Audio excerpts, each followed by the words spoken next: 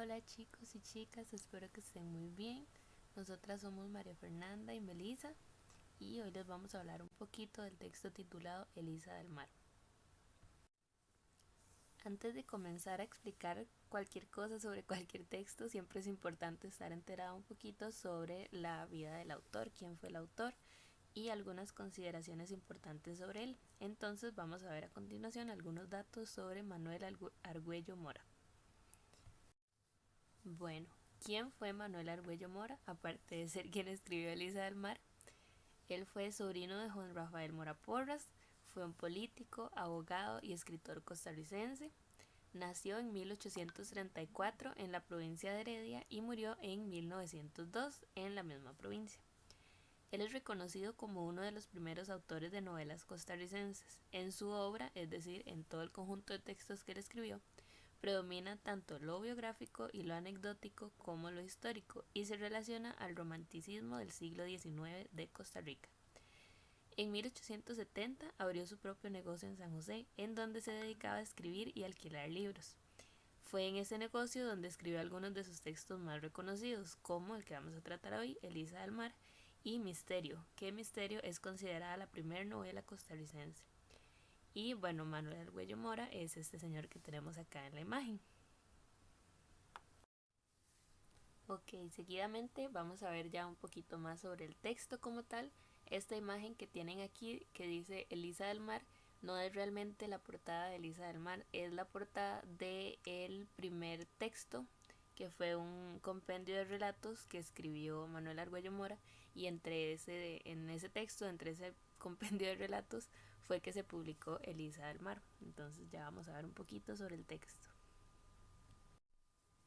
Algunos detalles importantes que debemos tener en cuenta es que es una novela de corte histórico, aunque ha habido un poco de conflicto por la extensión del texto, que algunas personas dicen que es un poquito corto para ser una novela, pero así se considera. Se publicó en 1899, tiene un fuerte carácter biográfico e histórico. No se ha podido comprobar que todos los personajes del texto hayan realmente existido, esto porque no todos tienen la misma relevancia histórica, digamos. Alude al fusilamiento del general Cañas y el presidente Mora Porras después de la campaña nacional y relata las vivencias de Elisa del Mar en torno a su padre, el general Cañas. Seguidamente vamos a ver un poquito de contextualización clave para comprender el texto. Esto porque es importante comprender algunos aspectos históricos que se mencionan en la novela, en el texto, para poder comprenderlo lo mejor que podamos. Entonces es importante revisar un par de cositas que vamos a ver a continuación. Ok, en primer lugar tenemos que tener muy claro quién fue históricamente José María Cañas Escamilla. Entonces, José María Cañas Escamilla, que nació en 1809 y murió en 1860, nació en El Salvador, pero residió gran parte de su vida en Costa Rica. Él estaba casado con una hermana del presidente Juan Rafael Mora Porras, quien fue su más íntimo amigo mientras él estuvo aquí en nuestro país. José María Cañas fue general en la lucha contra los filibusteros y se distinguió por su valentía y su capacidad de liderazgo, cualidades que fueron admiradas por generales de toda la región, no solamente en Costa Rica. En 1860, tras un intento fallido por recuperar su poder en Costa Rica, fue fusilado Mora Porras y posteriormente el general Cañas, tras una orden dictada directamente por el gobierno. Por acá tenemos una imagen de José María Cañas Escamilla, que fue no solamente un personaje del texto en cuestión, sino también un personaje muy importante en la historia de nuestro país. Entonces es sumamente importante que sepamos bien quién es y qué relevancia tuvo para Costa Rica. Otro personaje sumamente importante que no debemos olvidar jamás, que debemos tener muy presente quién fue para comprender bien el texto, es Juan Rafael Mora Porras. Juan Rafael Mora Porras nació en San José en febrero de 1814 y murió fusilado en Punta Arenas el 30 de septiembre de 1860. Él fue presidente de Costa Rica en dos ocasiones, el primer periodo de 1849 a 1853 y el segundo periodo de 1853 hasta 1859. Algunos de sus principales logros fueron la construcción del edificio de la Universidad de Santo Tomás, la inauguración del alumbrado público en 1851, la construcción de la Fábrica Nacional de Licores, entre una lista muy larga que por cuestiones de tiempo no vamos a mencionar, pero tuvo muchos aportes para nuestro país. Fue uno de los dirigentes de la campaña nacional contra los filibusteros también. Y por acá tenemos una imagen de quién fue el presidente Mora Porras. Una vez que tenemos claro quiénes fueron el general Cañas y el presidente Mora Porras, hay algo muy importante en lo que ellos se vieron involucrados, que fue la campaña nacional. A continuación vamos a ver un breve video que explica un poco, para refrescarnos la memoria, qué fue la campaña nacional.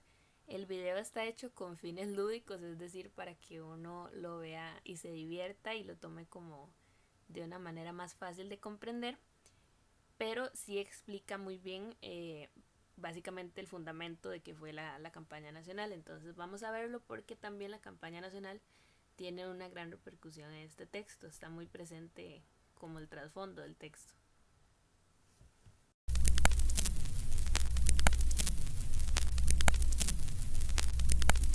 Palíndromos Teatro Independiente presenta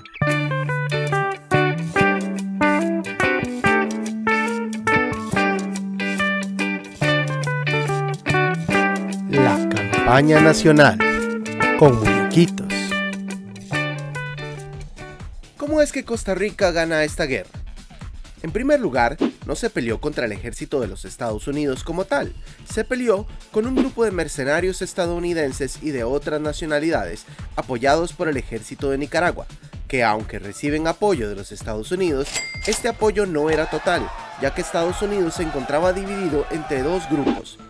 Estados Unidos además había firmado un pacto con Inglaterra de no intervenir en la zona de la ruta del tránsito. En segundo lugar, es falso que fueran campesinos con instrumentos de labranza quienes pelearon esta guerra. El auge de la exportación de café a Inglaterra le permite a Costa Rica consolidar la formación, modernización y profesionalización de las Fuerzas Armadas.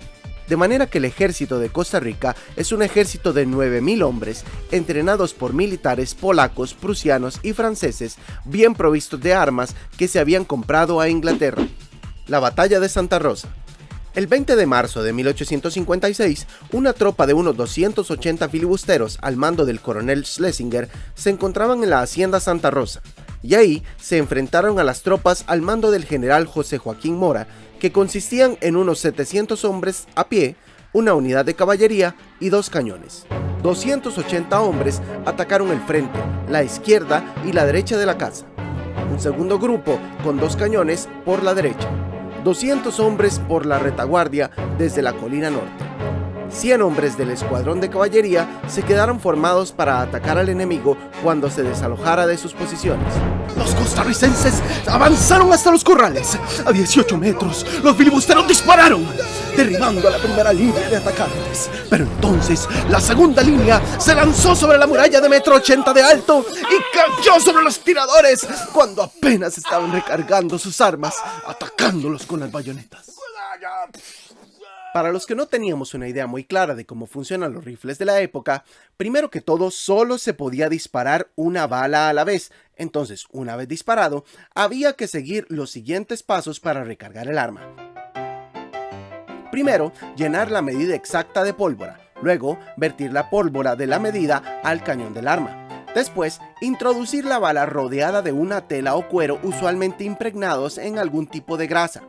Luego había que iniciar la bala en el cañón con un mallete especial, luego retirar la baqueta de su encastre en el arma y empujar la bala hacia el fondo del cañón con la baqueta, y finalmente poner un pistón en la chimenea y prepararse para disparar. Los sobrevivientes huían hacia la casona, mientras que de todos los flancos cruzaban fuego con los filibusteros dentro de la casona. El coronel Schlesinger se dice que quiso retirarse para buscar una mejor posición de ataque junto con las compañías alemanas y francesas, pero su orden fue malentendida como la huida. Entonces todos corrieron en fuga, donde fueron perseguidos por la tropa de Moracia, y la batalla había durado entre 14 y 18 minutos solamente. La batalla de Santa Rosa dejó a 19 costarricenses muertos, 4 oficiales y 15 soldados, además de 32 heridos. Del lado filibustero murieron 26, más otros que no pudieron ser contabilizados ya que murieron escapando. Hubo 19 prisioneros filibusteros, 18 de los cuales fueron fusilados. La batalla de Santa Rosa trasladó la guerra a Nicaragua y, como dijo el mismo William Walker, marcó la raya al sur al expansionismo del destino manifiesto.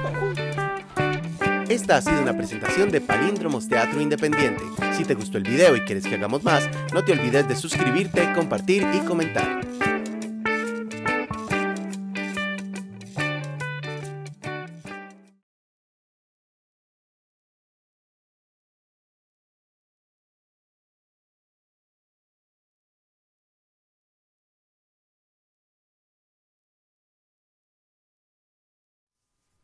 Ok, una vez que ya vimos la campaña nacional, posteriormente a la campaña nacional sucede la batalla de la Angostura, que es otro evento muy importante que también se menciona en el texto y que es importante que tengamos claro qué fue lo que sucedió.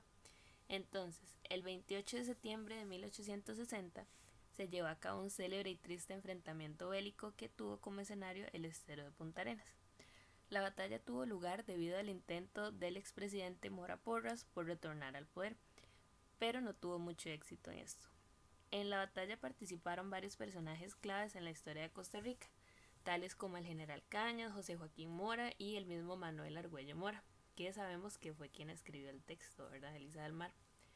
Juan Rafael Mora e Ignacio Arancibia, un chileno de toda la confianza de Mora, que había encabezado el levantamiento en suelo porteño previo al arribo de los invasores, fueron fusilados por acuerdo de un presuroso consejo de guerra que se instaló una vez que las tropas del gobierno tomaron control definitivo de la situación, es decir, una vez que ya las tropas del gobierno habían derrotado a Juan Rafael Mora, ¿verdad? José María Cañas recibió la noticia de su ejecución por medio de un decreto de Consejo de Gobierno convocado en la capital costarricense y fue fusilado el 2 de octubre de ese mismo año, 2 días después de que fusilaron al presidente Mora. Una vez que ya tenemos claro quiénes fueron el general Cañas, el expresidente Mora Porras y la campaña nacional y qué fue la batalla de la Angostura, ahora sí vamos a acudir al texto para ver un poquito todo eso que acabamos de explicar ejemplificado en un pequeño fragmento del texto. Elisa lloraba y de rodillas le rogaba que la siguiera, cuando se oyó un redoble de tambor y un lejano sonido de corneta. Elisa palideció y procuró forzar cariñosamente a Cañas para que la siguiera, mas pronto se oyeron pasos acelerados de personas que se acercaban. Luego apareció al frente de un grupo de militares un oficial con una linterna sorda en una mano y un revólver en la otra. Lo seguían el general Blanco y varios oficiales. Elisa apenas tuvo tiempo de llegar a la puerta, tomar el rifle y colocarse en su puesto. Entró al salón el fúnebre grupo y el oficial, cuyo vestido manaba agua por todas partes y cubierto de lodo del camino, comenzó a llamar en voz alta a los prisioneros, que contestaban asombrados y medio dormidos. Concluida la revista, el fatídico capitán dijo en voz cavernosa: «Que el general Cañas pase a otra pieza, donde debe estar separado de sus compañeros». A pesar de lo terrible y espantoso que anunciaba esa orden, Cañas, con una sonrisa mezclada de tristeza y de desprecio al capitán mensajero de desgracias, le manifestó que estaba listo a seguirlo. Pero antes de marchar, y mientras se vestía, dijo a cada uno de sus compañeros de prisión algunas frases agradables. Al joven don Manuel Argüello dióle un abrazo diciéndole: «Esto me huele a viaje largo, al país de donde no se vuelve nunca».